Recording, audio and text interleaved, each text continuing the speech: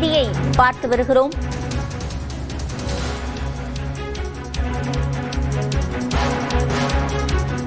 காவிரியின் குறுக்கே மேகதாது பகுதியில் அணை கட்ட கர்நாடக அரசுக்கு உச்சநீதிமன்றம் அனுமதி வழங்கியிருக்கிறது. இது தொடர்பான கூடுதல் விவரங்களை செய்தியாளர் சுசித்ராவிடம் கேட்கலாம். சுசித்ரா, முழுமையான விவரங்கள்.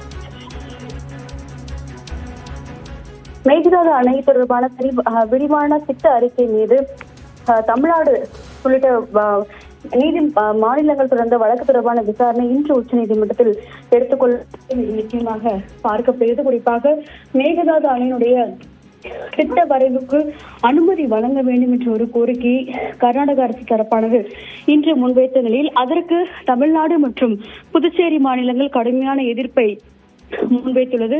மேலும் இந்த டிபிஆர் என அழைக்கப்படக்கூடிய அந்த திட்ட வரைவிற்கான அனுமதி வழங்குவது தொடர்பான ஒரு முடிவு எடுக்கப்பட வேண்டும் என்ற ஒரு உத்தரவையும் நீதிபதிகள் தற்பொழுது விசாரணைக்கு பிறகு பிறப்பித்திருக்கிறார்கள். குறிப்பாக தமிழ்நாடு அரசாங்கத்தினுடைய அந்த வாதமானது இன்று முன்வைக்கப்பட்ட பொழுது கபிடி கிருஷ்ணராஜ சாகர் அணையிலிருந்து வரும் ஆற்றின் குறுக்கே அணை கட்டுவதால் 80 TMC நீர் பாதிக்கப்படும் என்ற ஒரு வாதத்தை தமிழ்நாடு அரசாங்கமானது முன்வைத்தது. அது மட்டுமல்லாமல் தமிழ்நாட்டுக்கு வரவேண்டிய 117 TMC ஆண்டு முழுவதும் வழங்கப்பட வேண்டும். அதன் மூலம் கர்நாடகா அதை தடுக்க பார்க்கிறது என்ற ஒரு குற்றச்சாட்டை தமிழ்நாடு அரசாங்கமானது இன்றைய விசாரணையின் பொழுது முன்வைத்தது மிக முக்கியமாக பார்க்கிறது.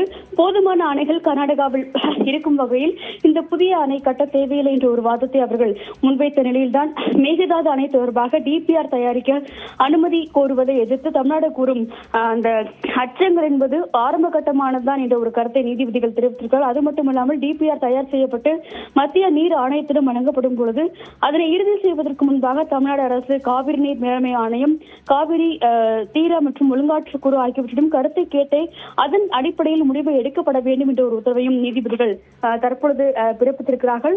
அது மட்டுமல்லாமல் ஏற்கனவே இந்த விவகாரத்தில் உச்சநீதிமன்றத்தினுடைய தீர்ப்பின் அடிப்படையில் தமிழ்நாட்டுக்கு உரிய நீரை வெளிகொண்டுள்ளவில் இருந்து வழங்கவில்லை என்றால் அது நீதிமன்ற அவமதிப்பாகும் என்று இன்றைய இந்த ஒரு உத்தரவில் நீதிபதிகள் மிக தெளிவாகவே குறிப்பிட்டிருக்கிறார்கள். உச்சநீதிமன்றத்தினுடைய தீர்ப்பை உரிய முறையில் செயல்படுத்தவில்லை என்றால் காவிரி நீர் மேலாண்மை ஆணையத்தை தமிழ்நாடு, புதுவை, கேரள அரசுகள் நடத்தலாம் என்ற ஒரு கருத்தையும் நீதிபதிகள் இன்றைய அந்த விசாரணையின் பொழுது அவர்கள் கருத்துக்களாக முன்வைத்துள்ளது மிக முக்கியமாக பார்க்கப்படுகிறது.